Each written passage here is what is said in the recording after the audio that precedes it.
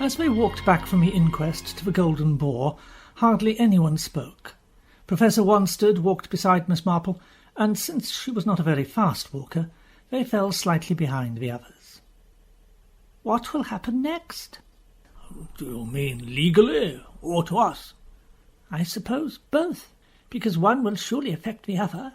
"It'll presumably be a case of the police making further inquiries, arising out of the evidence given by those two young people." "Yes." "Further inquiry will be necessary. The inquest was bound to be adjourned. One can hardly expect the coroner to give a verdict of accidental death." "No, I understand that.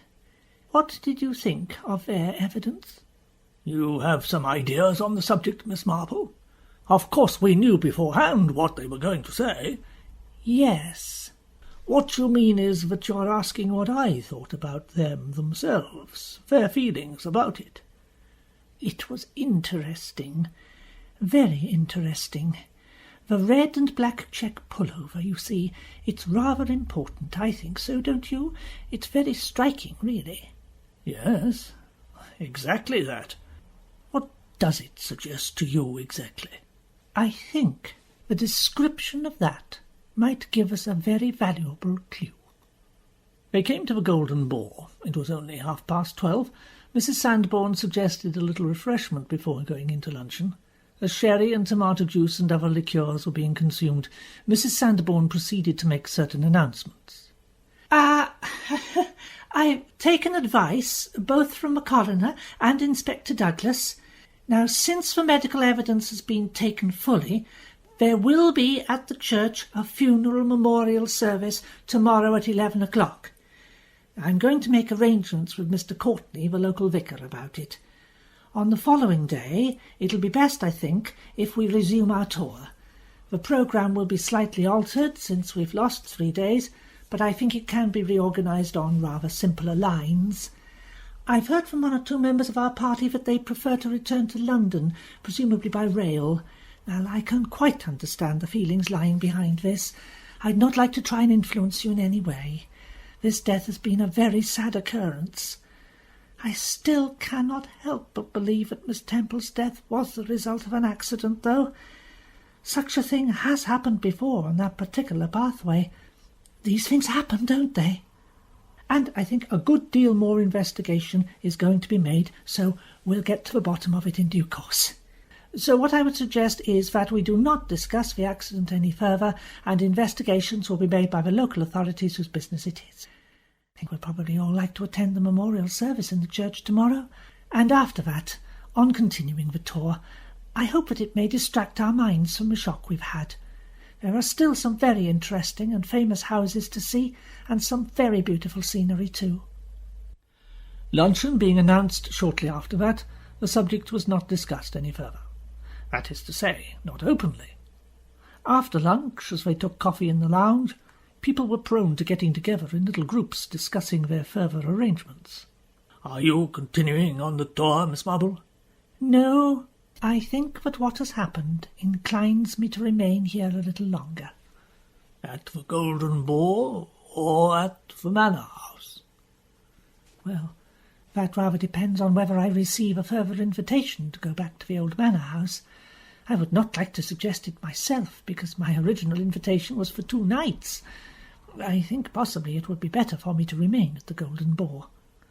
You don't feel like returning to St. Mary Mead? Not yet. There are 1 or 2 things I could do here, I think. One thing I've done already. If you are going on with the rest of the party, I will tell you what I have put in hand, and suggest a small sideline of inquiry that might be helpful. The other reason that I wish to stay here I will tell you later. There are certain inquiries, local inquiries, that I want to make. They may not lead anywhere, so I think it is well not to mention them now. And you? Well, I'd like to return to London. I've work there waiting to be done. Unless, that is, I can be helpful to you here. No, I do not think so, not at present. I expect you have various inquiries of your own you wish to put in hand. I came on the tour to meet you, Miss Marple. And now you have met me, and I know what I know, or practically all that I know. You have other inquiries to put in hand. I understand that. But before you leave here, I think there are 1 or 2 things, well, that might be helpful. I am remembering what you said. You have perhaps pinned down the smell of evil? It is difficult to know exactly what something wrong in the atmosphere really means. But you do feel there is something wrong in the atmosphere? Oh, yes, very clearly. And especially since Miss Temple's death, which of course was not an accident, no matter what Mrs. Sandbourne hopes. No, it was not an accident. What I don't think I have told you is that Miss Temple said to me once that she was on a pilgrimage. Interesting. Yes, interesting. She didn't tell you what the pilgrimage was, to where or to whom? No, only a feeling of assurance that her pilgrimage was put an end to by malign design.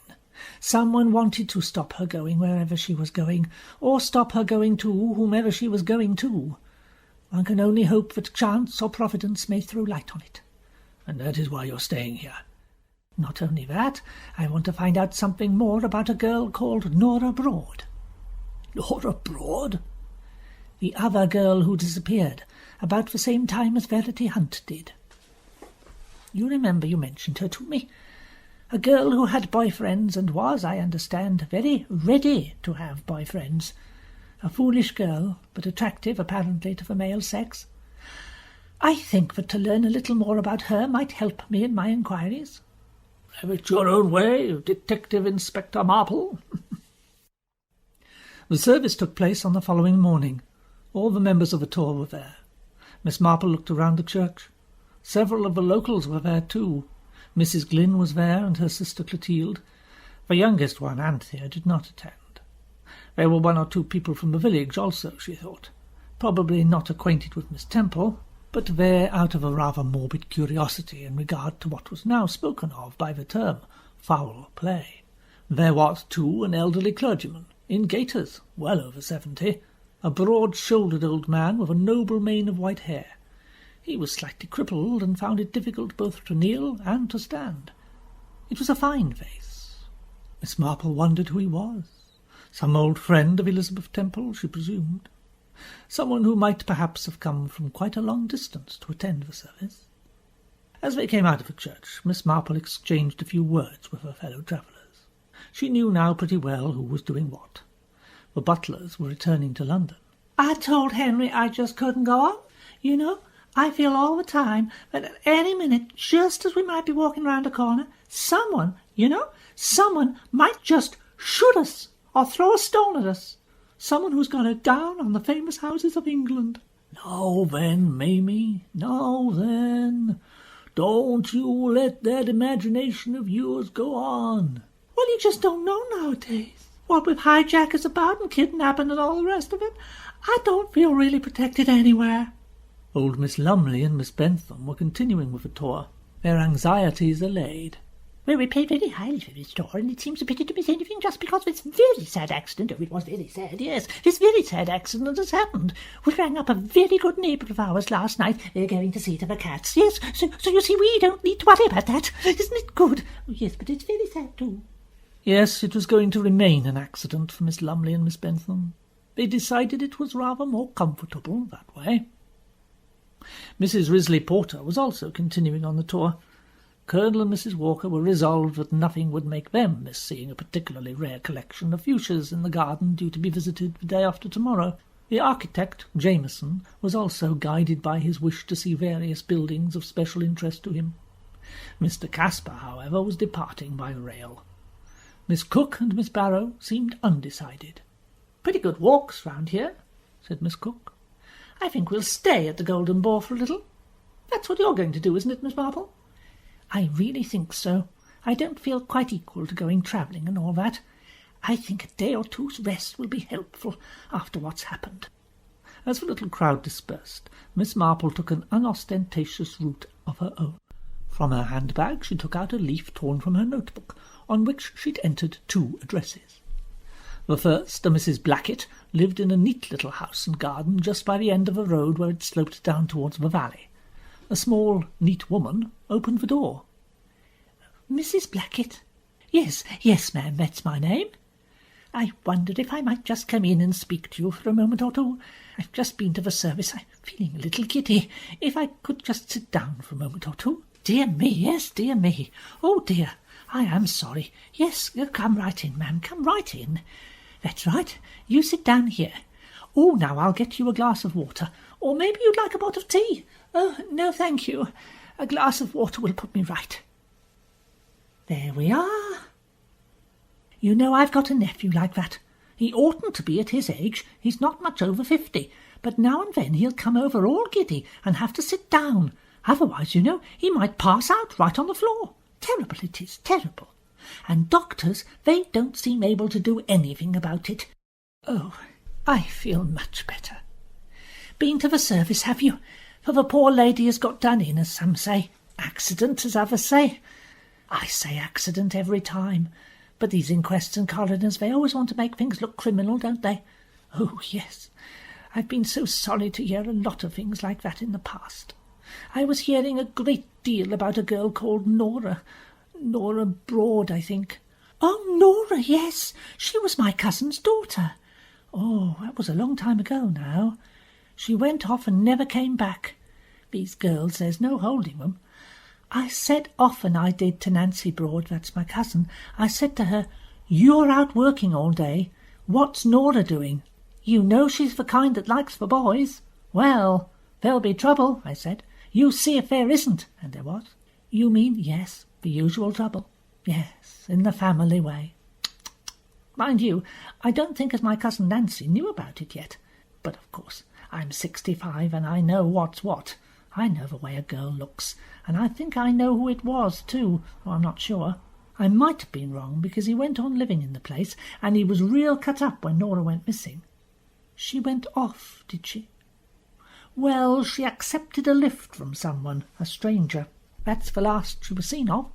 I forget the make of the car now, some funny name it had. An Audit or something like that. Anyway, she'd been seen once or twice in that car, and off she went in it this time, and it was said it was that same car that the poor girl what got herself murdered used to go riding in. But I don't think as that happened to Nora. If Nora had been murdered, the body would have come to light by now, I think, don't you? It certainly seems likely. Was she a girl who did well at school and that sort of thing? Oh, no, she wasn't. She was idle. Not too clever at the books either. No, she was all boys from the time she was 12 years old onwards. I think in the end she must have gone off with someone or other for good. But she never let anyone know. She never sent as much as a postcard. Went off, I think, with someone as promised her things. You know.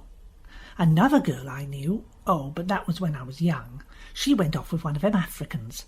He told her as his father was a sheikh. Funny sort of word, isn't it? But I think it was sheikh. Anyway, it was somewhere in Africa, or it could have been Algiers. Yes, Algiers, like in the films. She was going to have all sorts of wonderful things there, he told her. He had 6 camels, the boy's father, she said, and a whole troop of horses, and she was going to live in a wonderful house, she was, with carpets hanging up all over the walls. Carpets on the walls, I mean, I ask you. But off she went. She came back 3 years later. Oh, yes, terrible time she'd had. Terrible. They lived in a nasty little house made of earth. Yes, it was. And nothing much to eat, except what they called couscous, which sounds like a lettuce to me. It seems it wasn't, not over there anyway. More like semolina pudding. Terrible. In the end, he said she was no good to him and he would divorce her.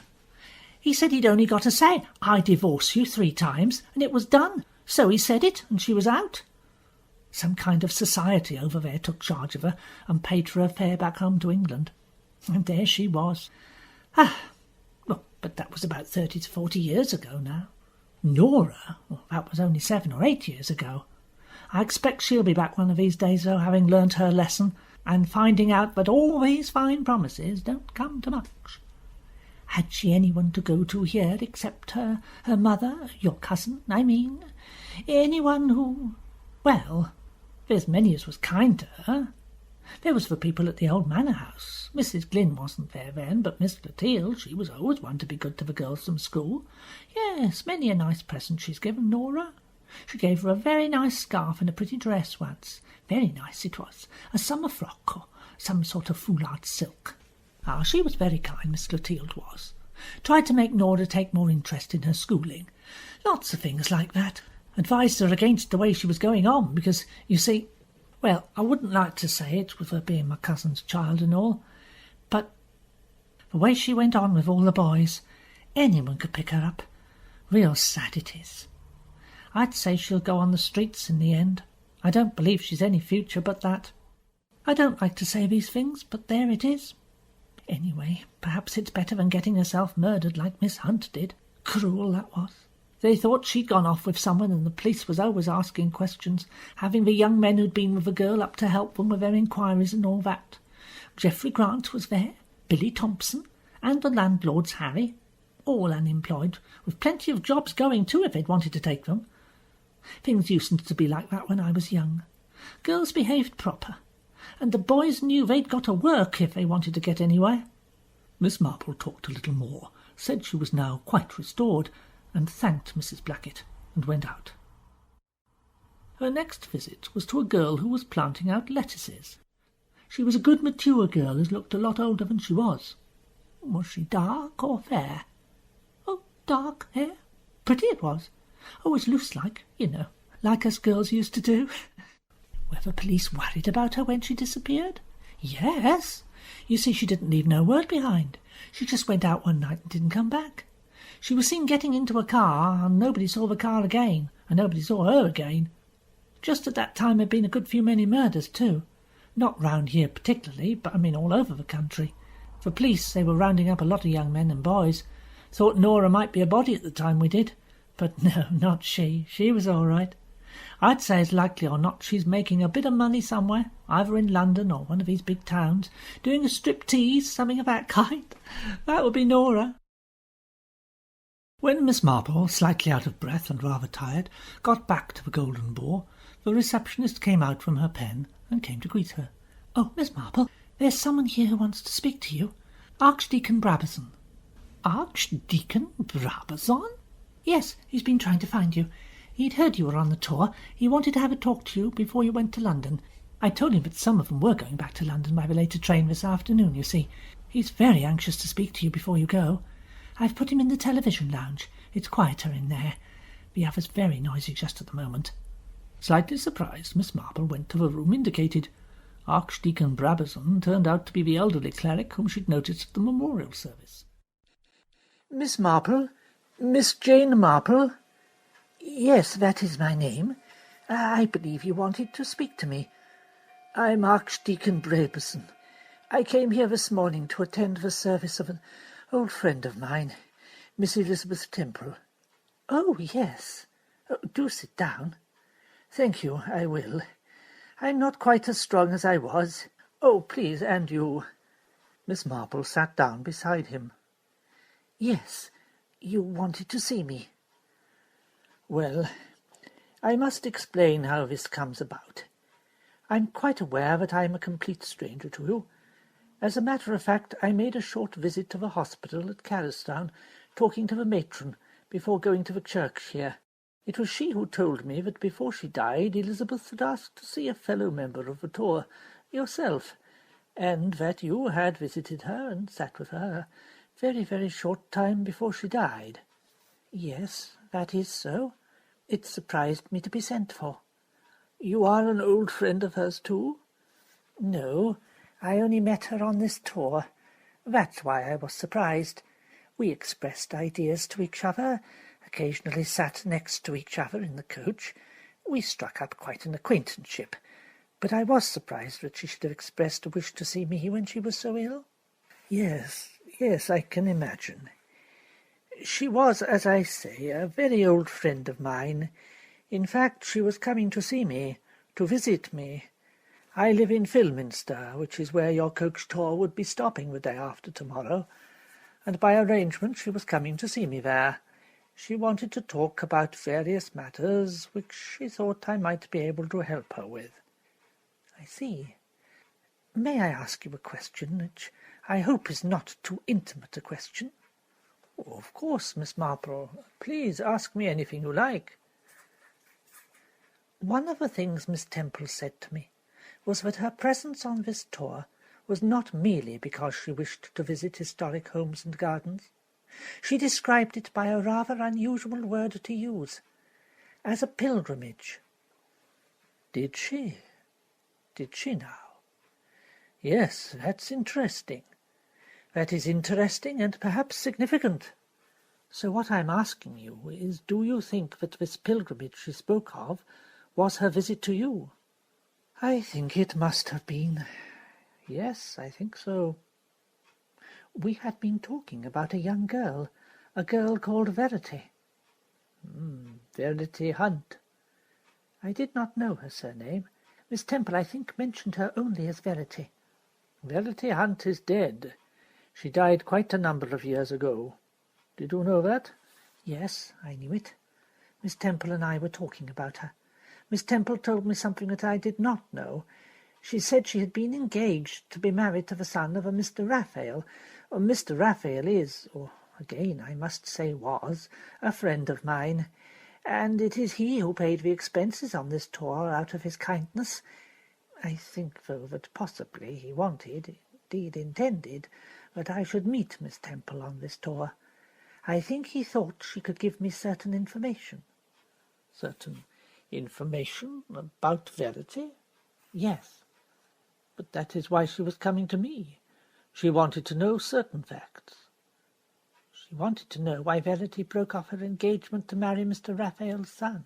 Verity did not break off her engagement, and I am certain of that. Miss Temple did not know that, did she? No, I think she was puzzled and unhappy about what happened, and was coming to me to ask why the marriage did not take place. And why did it not take place? Oh, please do not think I am being unduly curious. It is not idle curiosity driving me, for I too am, well, I am not on a pilgrimage, but I should say that it is a mission. I too want to know why Michael Raphael and Verity Hunt did not marry. You are involved in some way, I can see that. I am involved by the dying wishes of Michael Raphael's father. He asked me to do this for him. Well, I have no reason not to tell you all I know.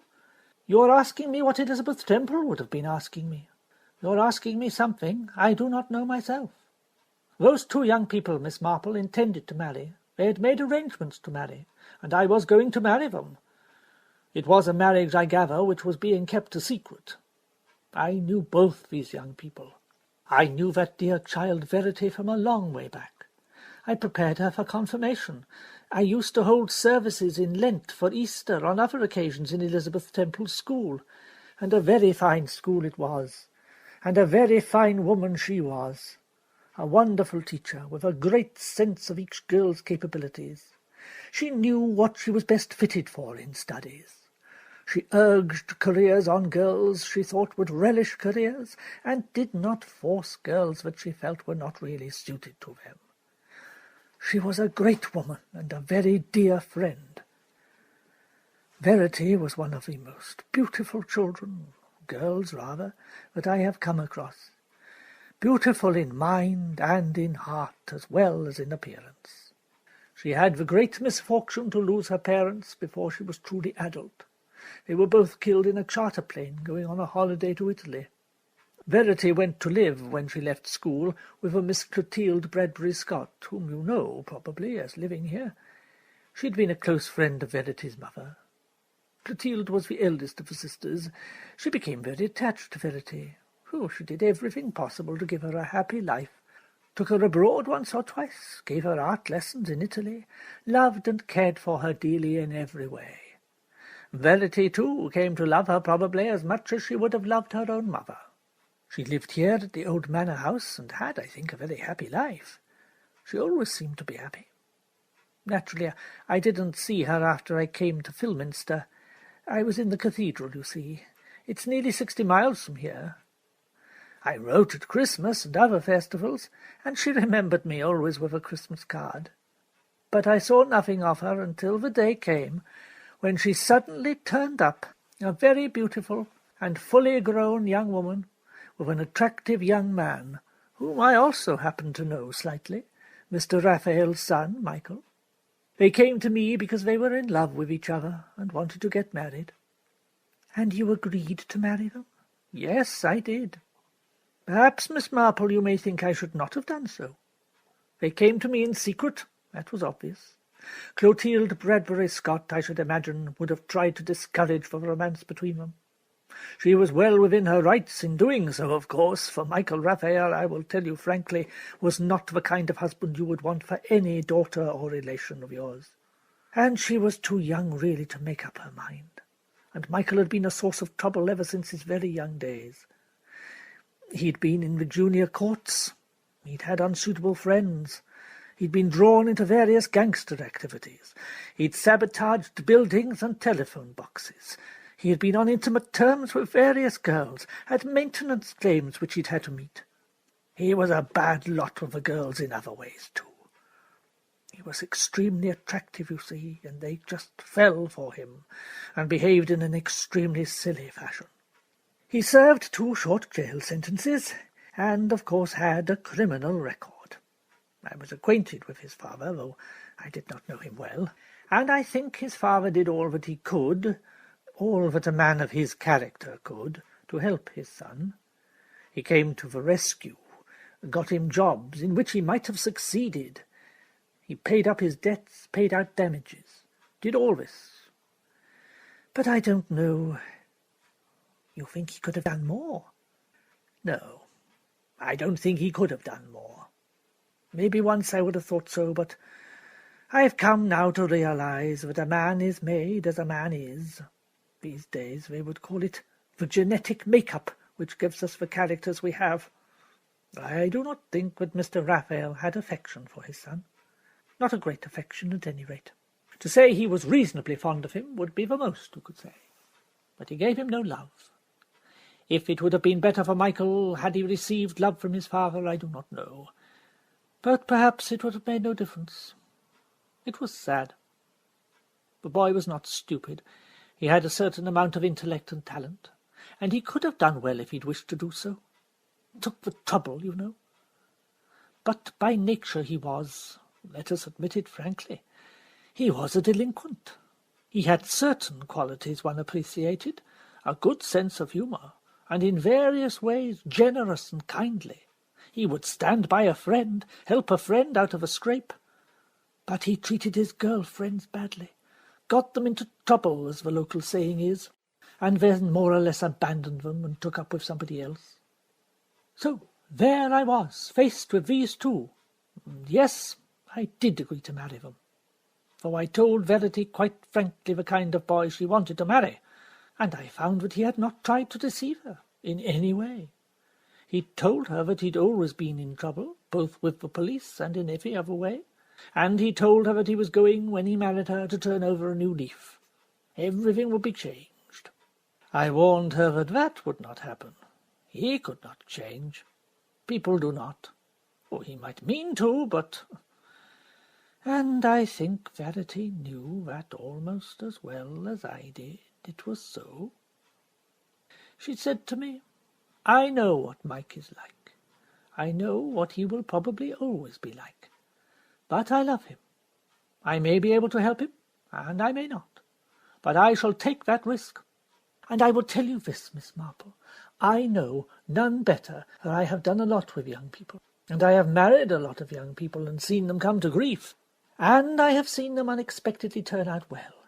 One thing I recognize. I know when a couple are really in love with each other. I do not mean just sexually attracted. That comes and goes. But if it is accompanied with love, then that means something. To love means the words of the marriage service. For better, for worse. For richer, for poorer. In sickness and in health. That is what you take on if you love and wish to marry. Those two loved each other, to love and to cherish until death do us part. And that is where my story ends. I do not know what happened next. I agreed to marry them. We appointed the hour and the place. And I waited. But they did not come. To Verity, I think, besides love, there was a feeling of escape in this marriage. Naturally, I think, owing to the circumstances of her life. She'd lost her real guardians, her parents, and entered into a new life after their death at an age when a schoolgirl arrives at having a crush on someone. An attractive mistress at school, anything from the games mistress to the mathematics mistress, or a prefect or an older girl. It is a state, and it does not last long, a natural part of life, from which you go on to the next stage, when you realize that what you want in your life is what complements yourself. A relationship between a man and a woman. You start then to look about you for a mate, the mate you want in life. And if you are wise, you take your time. You have friends, but you are looking. And as the old nurses used to say, Mr. Right will come along. Clotilde Bradbury Scott was exceptionally good to Verity, and Verity, I think, gave her what I would call hero worship in return. She was a personality as a woman, handsome, accomplished, interesting, and I think Verity adored her in an almost romantic way, and I think Clotilde came to love Verity as though she were her own daughter. And so Verity grew to maturity in an atmosphere of adoration, lived an interesting life with interesting subjects to stimulate her. And it was a happy life. But I think, little by little, she was conscious, without knowing she was conscious, shall we say, of a wish to escape. Then she met Michael, and she knew. She wanted a life where male and female come together to create the next stage of living in this world. But she knew that it was impossible to make Clotilde understand how she felt. She knew that Clotilde would be bitterly opposed to her taking her love for Michael seriously. And Clotilde, I fear, was right. I know that now. He was not a husband Verity ought to have taken. The road that she had started on did not lead to life or increased living and happiness. It led to shock and pain and death. You see, Miss Marple, I have a grave feeling of guilt.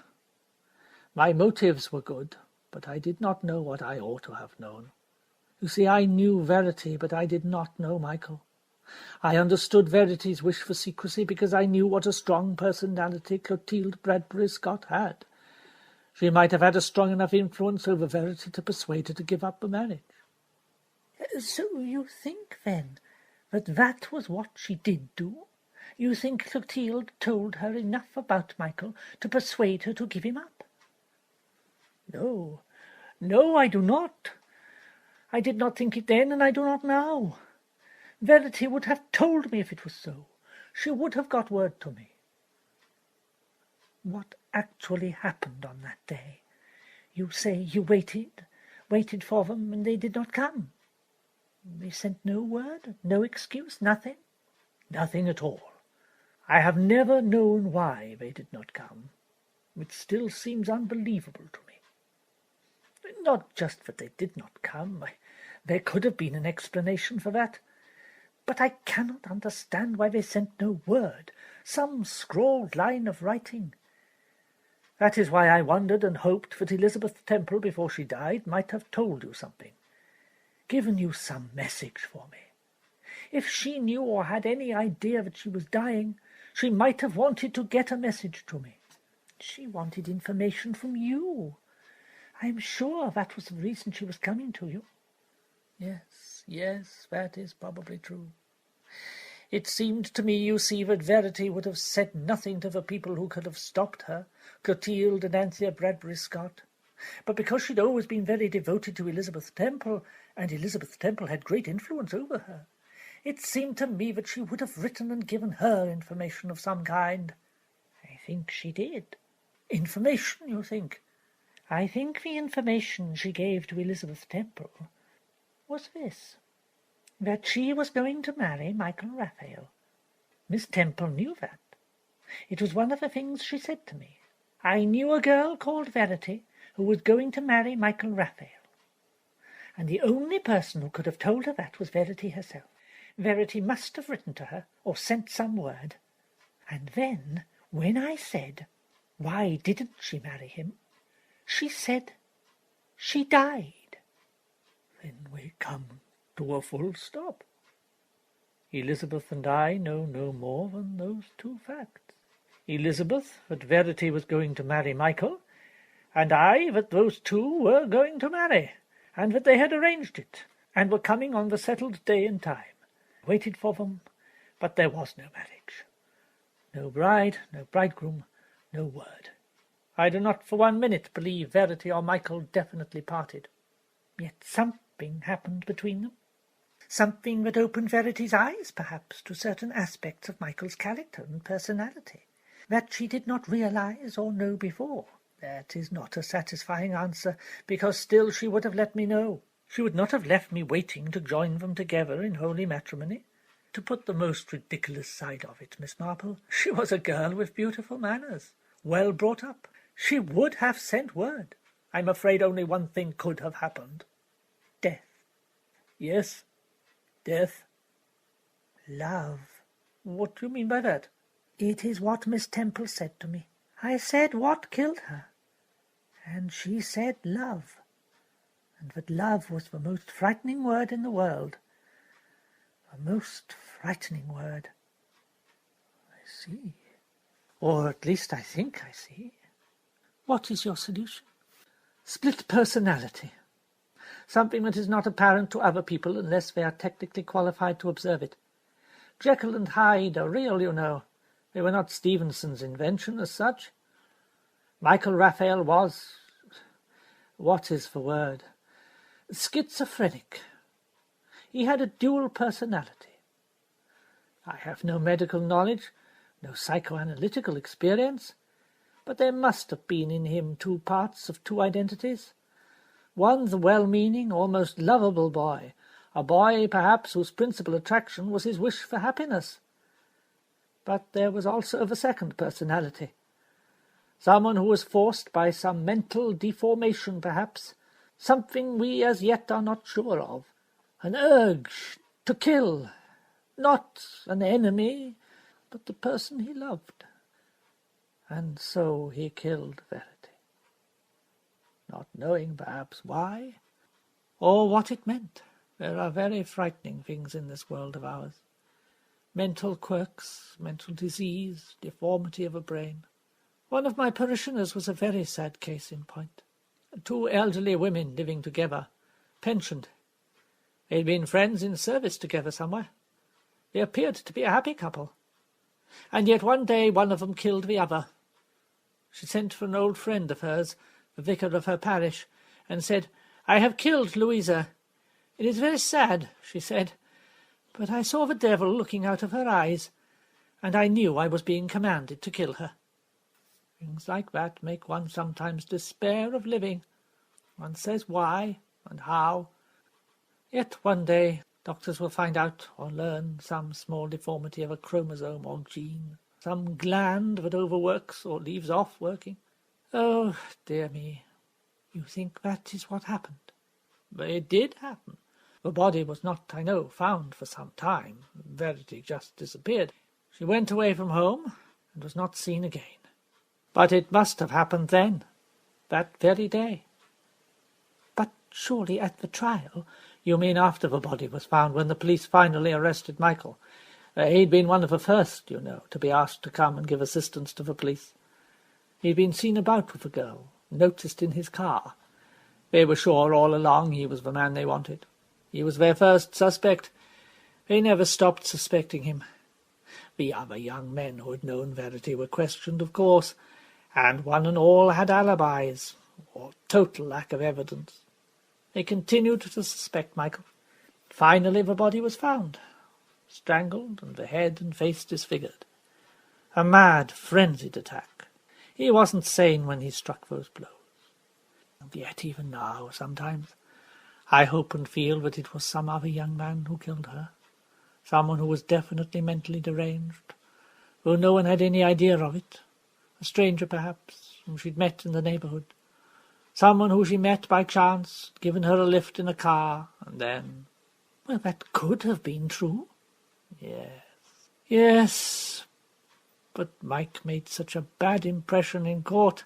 He told foolish, senseless lies, lied as to where his car had been, got his friends to give him impossible alibis. He was frightened. He said nothing of a plan to marry. I believe his counsel was of the opinion that that would tell against him, that she might have been forcing him to marry her and that he didn't want to. It's so long ago now, I don't remember the details. But the evidence was against him. He was guilty, and he looked guilty. So you see, do you not, Miss Marple, that I am a very sad and unhappy man. For I made the wrong judgment. I encouraged a very sweet and beautiful girl to go to her death, because I did not know enough of human nature. I was ignorant of the danger she was running. I believed that if she had had any fear of him, any sudden knowledge of evil in him, she would have broken her pledge to marry him, and would have come to me and told me of her fear. But nothing of that happened. Why did he kill her? Did he kill her because perhaps he knew she was going to have a child? Because by now he had formed a tie with some other girl? Or was it some entirely different reason? Because she had suddenly felt a fear of him, a knowledge of danger, and had broken off her association? Did that rouse his anger and fury? Did that lead him to violence, to killing her? One does not know. You do not know, but you do still know and believe one thing, don't you? What do you mean? Are you talking from the religious point of view? No, I do not mean that. I mean that there seems to be in you, or so I feel, a very strong belief that those two loved each other, and that they meant to marry, but that something happened that prevented it, something that ended in her death. But you still really believe that they were coming to you to get married that day? You're quite right, my dear. Yes, I cannot help still believing in two lovers who wished to get married, who were ready to take each other on, for better, for worse, for richer, for poorer, and in sickness and in health. She loved him and would have taken him, for better or worse. As far as she had gone, she'd taken him for worse.